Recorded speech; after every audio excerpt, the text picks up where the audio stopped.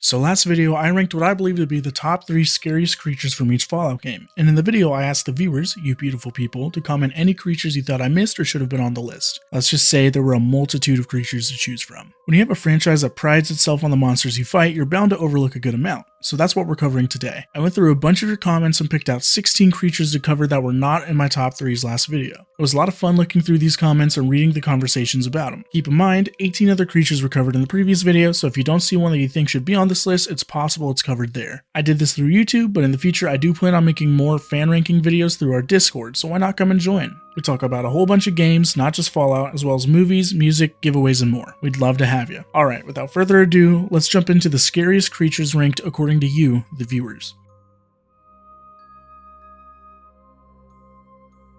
The bloodbug mutated from the Commonwealth's simple mosquitoes. The radiation of the Great War caused these annoying little freaks to turn into very capable predators. Not only are they faster, but with their gained strength they have become even more aggressive, attacking their victims with a razor-sharp proboscis. Much like the ticks in Appalachia, their diet consists of blood, but in a combat scenario they can also spray that blood back. They aim for the eyes in the hopes of blinding the prey so that they can use their proboscis to attack soft tissue. They roam in swarms, normally seen with 2 or 3 others, but can be known to travel in groups of 6 or more. They're roughly 2 feet long with a brown exoskeleton that offers them a natural camouflage. They have 6 limbs and 2 wings, just like their pre-war ancestors. When the bloodbug attacks, it also inflicts immediate radiation poisoning. The thing that I think scares people the most is its unique attack animation. If the bloodbug is able to successfully land an attack on the player, it can trigger an animation where it grabs onto the player's chest and sticks its proboscis into their neck. Not only do you get a face full of mosquito, you also hear it sucking the blood from your neck. It is genuinely one of the most disgusting things that can happen to you in Fallout 4. Hope you brought your bug spray.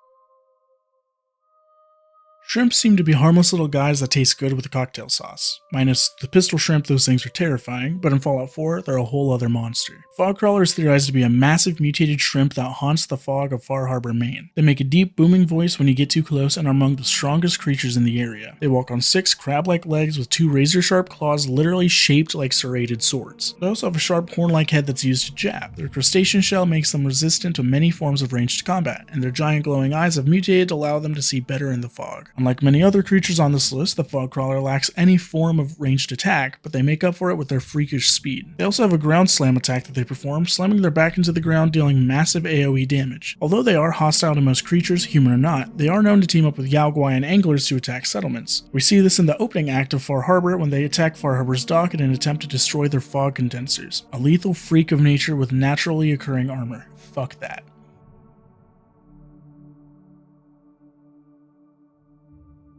So in the last video, I talked about how the New Vegas Deathclaw was the epitome of terrifying, claiming that the Fallout 4 variant is definitely lackluster. I'm willing to partially go back on that statement because I was reminded of the Museum of Witchcraft in Salem. During the quest The Devil's Due, you were tasked with checking out the Museum of Witchcraft, which is said to have some weird stuff going on. Outside, you find the corpse of Private Hart, a gunner who, with his crew, was running from an unknown assailant while on a job, taking cover in the museum. You enter the building through its cellar door. What ensues is one of Fallout 4's scariest sequences for first-time players. You walk through dark, dusty, cramped hallways hearing terrifying sounds. Corpses are strewn about the rooms, some getting quickly snatched up into the dark crevices they hang out of. It eventually culminates with the realization that they were targeted by a Deathclaw, and said Deathclaw has made its nest in the building. You can either stealth past it or kill it, but that's when you find the body of Sergeant Lee. You find out the gunners were hired to steal a pristine Deathclaw egg from the nest and deliver it to Wellingham and Diamond City. The Deathclaw is level dependent, but fighting it in an enclosed space brings a whole new challenge to killing what is otherwise a somewhat tame creature to kill specifically in Fallout 4. They are by no means pushovers, but compared to the Deathclaws in previous games like New Vegas, they leave much to be desired. One thing I will give the Fallout 4 Deathclaw is that their design is much cooler in my opinion. They seem more demonic and actually gallop on all 4s as described in the lore. Thank you for the suggestion. This quest is definitely one of the scariest in the entire franchise, and I am so sorry for overlooking it in the previous video.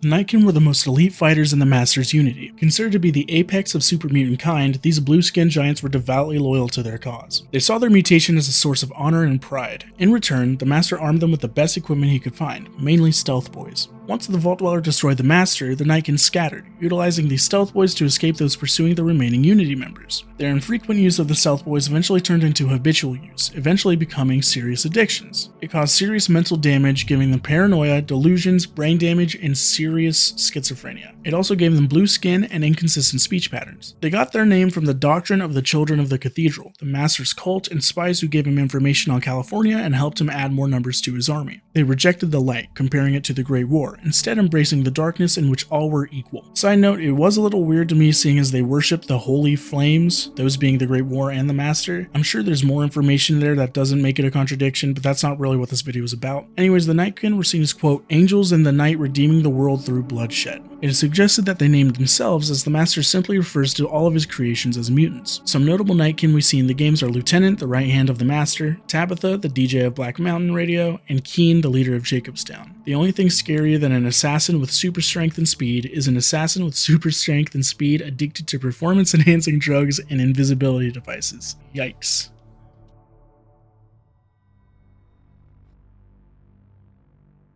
Although I don't personally find these ones freaky, I was creeped out by the pig rat, so I guess I can see the perspective. These dog-sized rodents are mutated from the naked roll mat, which burrowed under the ground to survive the Great War. Although succeeding in their survival, the radiation still seriously mutated them, making them grow from the size of a house cat up to the size of a large dog, although some grow even larger. They're bald, pink, have beady eyes, and large rodent teeth. They're also incredibly territorial, moving in herds with numbers up to half a dozen. The mole rats found in the Commonwealths also have an ability not seen in other variants. They tunnel in combat to avoid being hit, springing out of the ground to close ground and get some nasty swipes in with their claws or teeth. I have a feeling these burrowing jump scares are the main reason they're on this list. However, there's one variant of the mole rat that does absolutely terrify me. Found in a random encounter near the USAF satellite station Olivia, a pack of suicide mole rats can be found. They're normal, everyday mole rats with fragmentation mines strapped to their backs. These variants can also be captured in cages, but it's very rare. In the Hole in the Wall quest, the mole rats found in the secret part of Vault 81 can also give the sole survivor mole rat disease. It's a permanent disease for the player, giving them a minus 10 health penalty permanently. This does, however, open up one of the most evil and honestly funny decisions you can make in-game. Basically, the Hole in the Wall quest tasks you with finding the cure to the mole rat disease, as it's infected a kid named Austin Engel. Should the sole survivor be infected with the mole rat disease, however, they can decide to use the cure on themselves instead of the kid. You lose your minus 10 health debuff, but the kid straight up dies, bro. The only reason I say it's funny is due to the shock value of it all. If I don't laugh it off, I'll feel awful for absolutely curing myself every time over this little ginger vault dweller. Should have gotten the cure yourself. Finders keepers, kiddo.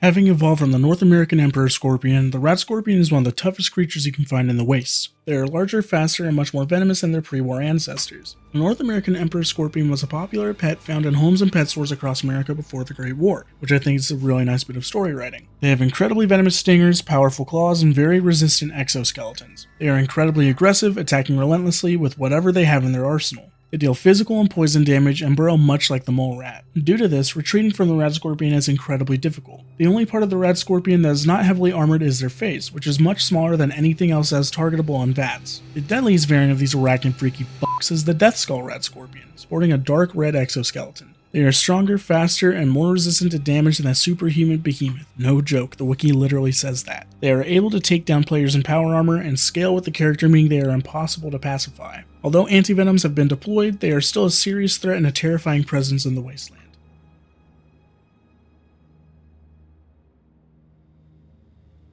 In 2072, Robco Industries sold the design of the Assaultron to the US military to operate as a frontline combatant. This new robot was lethal in a way that no other Robco product had ever been. Equipped with lasers and razor-sharp claws, the Assaultron was incredibly fast and agile. It was infinitely customizable, even being able to use stealth technology. The robot would literally keep going until everything but its core was damaged, fighting after losing limbs and armor. It was built with actuators, chain-powered limbs, and third-tier metal plating. Its arms were modular, allowing for any weapon that it required for the task ahead. Its hydraulic actuators allow it to move incredibly fast, cutting distance and engaging in rapid melee barrages. Mounted in the center of its head was a high-powered laser capable of incinerating its opponents should it be fully charged. The laser was protected with thick armor, but it was also used to divert attention from its optics mounted on the top of its head. Should the unit be damaged enough, it will charge an incredibly deadly explosion in a last-ditch attempt to kill its target. The variant specifically listed was the Assaultron Dominator, capable of even more lethal close range combat. This version utilizes stealth capabilities, allowing it to get closer, faster, and easier. It is equipped with blades on its arms, giving it a unique animation in which it lifts the player up, rapidly jabbing its blades into their stomach. Now, after the Great War, we see them used by a number of factions from the Railroad to the Gunners. Their lethality has long survived the Great War, and they attack whoever they are programmed to. Definitely some of Robert House's best work.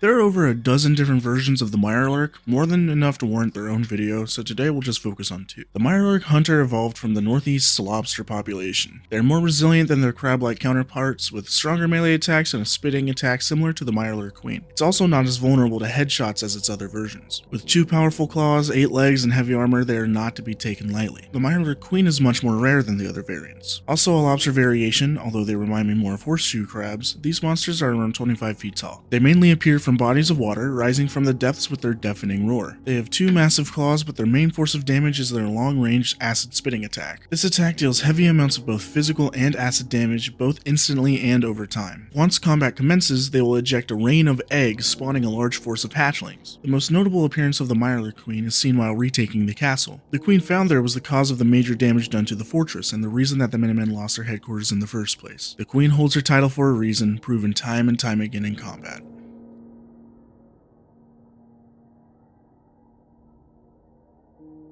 This comment made me chuckle, but the more I thought about it, the more I realized this guy is actually pretty fucking freaky. On top of that, his wiki validated my first initial thought, Eldritch Horror. No one truly knows who this dude is. He wears a tan trench coat and fitted fedora, only appearing in VATs accompanied by a mysterious guitar riff or a piano in Fallout 4. In New Vegas, we can meet the Lonesome Drifter, a character who speaks about his father that left him and his mother. He claims he was a mysterious man and a stranger to his family. The Drifter also has the Mysterious Magnum, a 44 Magnum that plays the same mysterious guitar riff. It's pretty clear his dad is the mysterious stranger, but seeing as he doesn't truly know his dad and his mom is dead, I don't think we'll be getting any answers anytime soon. Nick Valentine is also investigating him, having a log on him found in his office. Nick writes, best case, the man's an amoral lunatic. Worst case, a prolific serial killer. He's been sighted from New California all the way to the East Coast for decades, so what do we know? The mysterious stranger can appear anywhere, instantly, and leave at the same speed. He has a son in the West, he carries a special revolver, and wears a similar outfit wherever he appears. The first thing I thought of was Eldritch Horror. Fallout is not a stranger to the idea, and I talk about it a bit in my previous Scary Creatures video. However, upon doing more research, I stumbled across one of the coolest theories I've ever read in the history of Fallout lore. Reddit user Albert Cole writes about Mark, one of the people who joined Richard Gray and Harold in the discovery of Mariposa military base. I'm going to paraphrase for the sake of time, but I'll link the full post in the description in case any of you want to read it. Anyways, 4 people entered Mariposa. 1 dies, 1 is knocked out by a crane, Harold, 1 is dumped into a vat of FEV, the master, but Mark gets injured and is sent back up to the surface, seemingly disappearing. However, when Harold wakes up, he's been brought back to the surface not knowing how. The theory says that Mark was wounded and exposed to FEV, going back in to save Harold after things went sideways. Theory continues on to say that he gained the ability to teleport, entering combat situations and learning to get in and out before anyone can ask any questions. This isn't that crazy of an idea. The Master received the ability to psychically connect to computers from the FEV. Mark is also theorized to have the ability to see the events from very far away.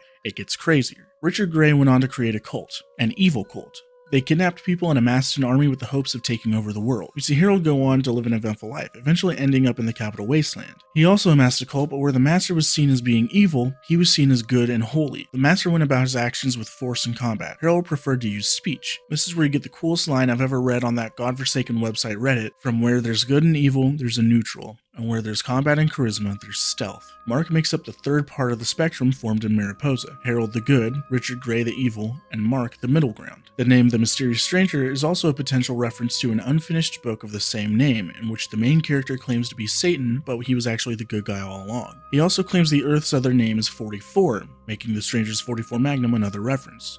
The author of this book? None other than Mark Twain. Could the Mysterious Stranger be Mark, an eldritch god, or maybe just a serial killer? That's up to you.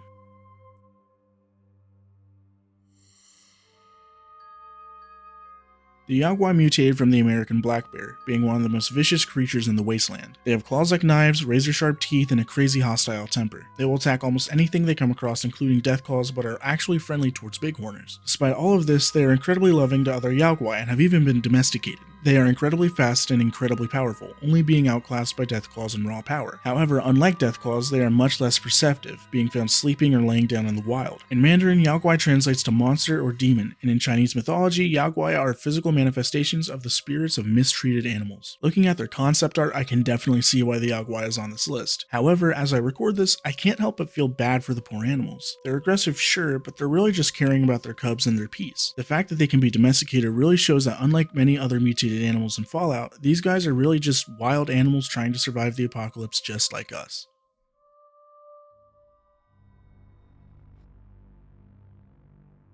Ghouls are some of the most prejudiced people in the wasteland, and that is in large part due to their feral counterparts. The feral ghoul is a ghoul that has completely lost their ability to reason due to the radiation damaging their brains. This process is called ferocious post-necrotic dystrophy, and it is not fully understood. It causes an increase in aggression and appetite and is expedited by antisocial behavior. They do not emit body heat, but they do emit lethal levels of radiation, signifying that the person the ghoul once was is by all means dead. They survive for decades, sustaining themselves solely on the energy of the radiation in and around them. They are driven purely by primitive survival instincts, often moving in packs and attacking anything that moves. They also attack at full force due to the fact that their muscles are no longer limited by natural limiters, and often alert other ferals to prey by letting out an ear-piercing shriek. They suffer clonic seizures regularly and occasionally even attack other ferals. Feral ghoul seems to primarily use sight to determine potential victims, as wearing the ghoul mask in Fallout 3 can deter them from attacking. Only upon getting close does the feral use its sense of smell to determine what is around it. Personally, I find the Fallout 3 New Vegas versions of the feral ghoul to be most terrifying.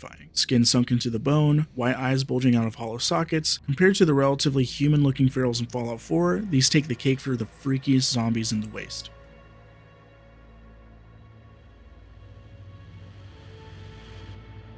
Born in 2072, Harold was only 5 years old when the bombs dropped. Taking residence in Vault 29, a vault that only took in children 15 or younger, Harold remembers living in an overcrowded vault with not enough food or water to go around. 13 years later, the vault opened, allowing Harold to start making his fortune as a trader. He would take residence in the hub and become incredibly successful, eventually becoming a caravan boss. This is also where he would become good friends with the doctor, Dr. Richard Gray. By 2102, Harold would embark on a quest to discover what was causing a sudden rise in super mutant attacks. We know this part of the story. The caravan finds Mariposa military base, things go sideways, Harold is knocked unconscious and rescued theoretically by Mark. He was saved, but his exposure to the FEV definitely left an impact. Over decades, he would transform into a mutant that looked similar to a ghoul, losing his clients, employees, and friends. He would then spend years in poverty, eventually becoming known for his knowledge as he became the oldest living person in the hub. He would leave the hub sometime after 2162, traveling north with a sapling that had begun to grow out of his head named Bob. He would eventually find Gecko, a ghoul settlement, and operate as the foreman of their nuclear power plant. Here he garnered trade relationships with places like Broken Hills, becoming their de facto leader. The Vault Dweller would eventually make his way to Gecko, helping them fix their relations with the settlement of Vault City before going on to destroy the Enclave. After their destruction, Harold would make the incredible pilgrimage to the capital wasteland, and Bob would continue to grow, eventually bearing fruit. Being overwhelmed by Bob, Harold decided to sit and rest for a moment, only to find out that he couldn't move. Bob had rooted him to the ground, becoming part tree and surviving through photosynthesis and ground nutrients. He would eventually be discovered by a wanderer named Birch, who treated Harold as a god. Birch would found the Tree Minders, a cult of pure-hearted followers dedicated to the protection of Harold, now called the Great One. Harold would begin to play along, using the tree to attract more followers, before realizing that he could use this to find a solution to his problem. Finally, in 2277, the Lone Wanderer discovers him. Harold pleads with the Wanderer to kill him, and the player can decide to either end his suffering or convince him to stay alive and support his flock. Harold was once a hard-working kid, but due to his FEV exposure, he would eventually lose his entire life and then be subject to hell on earth, being stuck in one place for eternity. No off switch, no eating or drinking, no ability to leave, just being held in one location, being worshipped by a cult.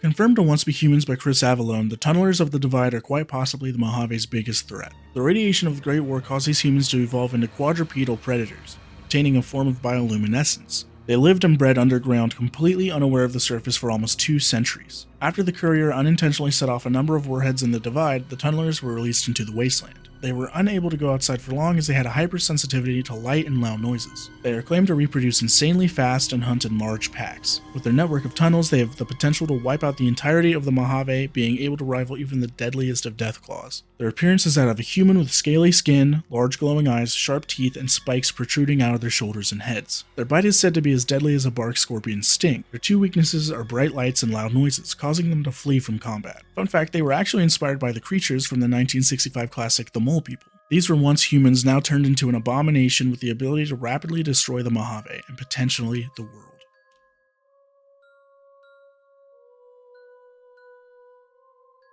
In a similar vein, the Trugs were once humans, and are actually the model that was used to make the tunnelers as well as the spore carriers. These creatures were found in Pittsburgh, Pennsylvania, now called the Pit. They were humans who were infected with the troglodyte degeneration contagion, or TDC, a disease that existed as far back as 2104. The disease was endemic in the town, noting that around 20% of all people in the Pit would eventually turn into one of these creatures. They stick to the dark and attack anyone who is not a Trog like themselves. Children born in active TDC areas sadly have a 100% degeneration rate, becoming feral weeks after they are born. They do retain a limited amount of speech, saying things such as kill it and hungry. Some are even heard saying thank you before being killed. They are about as strong as a feral ghoul and are generally pretty weak in regards to health. However, they are incredibly fast and don't just hunt alone. Their appearance is that of a human walking on all fours with a gross pink and yellow hue. They have pointed ears and orange eyes, 4 fingers and toes line their digits with sharp claws. A victim of a sickness that was given to them simply because of where they live. Inevitable and awful.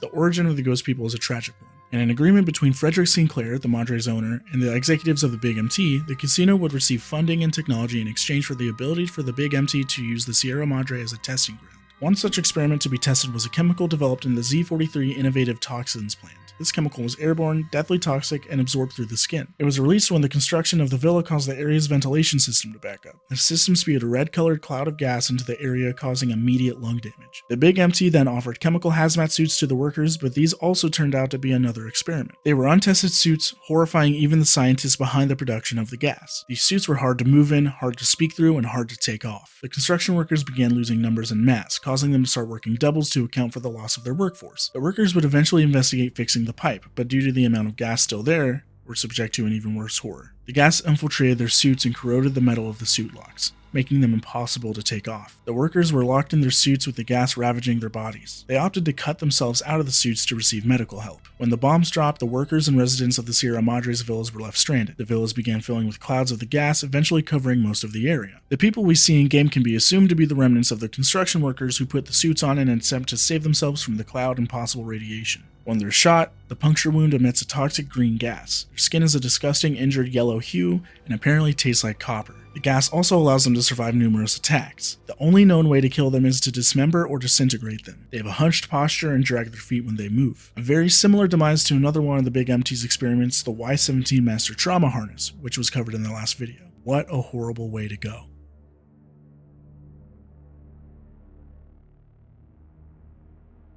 Alright y'all, this was easily the most requested creature from the last video, and I want it to be said that they were originally going to be included, but I pushed them out due to the more traditional horror elements of the other creatures. The word Cazador is Spanish for hunter, and that's exactly what they are. Created by Dr. Boris in the Big Empty, the Cazador was a product of gene splicing, being created from the genes of the tarantula hawk wasp. Created in 2002, they were believed to not be able to reproduce, but this is clearly not the case. They escaped from the Z14 Pepsina DNA splicing lab, God try saying that 5 times fast, and relocated to the neighboring areas such as the Mojave and Zion Canyon. They are so fucking quick and have an erratic flight pattern, making them very difficult to shoot. Travel in swarms of 4 or more, only occasionally being found in fewer numbers. Their venom is one of the deadliest in the Mojave, causing rapid poisoning and a very quick death to the target. They also have spikes on their backs. They also form basket-shaped nests in mountains and lakes. Should their antenna be crippled, the Cazador will enter a sort of frenzy, making them next to impossible to shoot. They also have one of the highest perceptions of any creature in New Vegas, making them almost impossible to sneak past. I saved the best for last on this list, as the Cazador may just be the most lethal creature in all of Fallout. That's the list. I wanted to thank everyone who left suggestions for this video. In the future, I plan on doing more community-based videos on Fallout, but also other games like it. Thank you so much for watching. I truly hope you enjoyed. Remember to tell your mom you love her. 6 is out.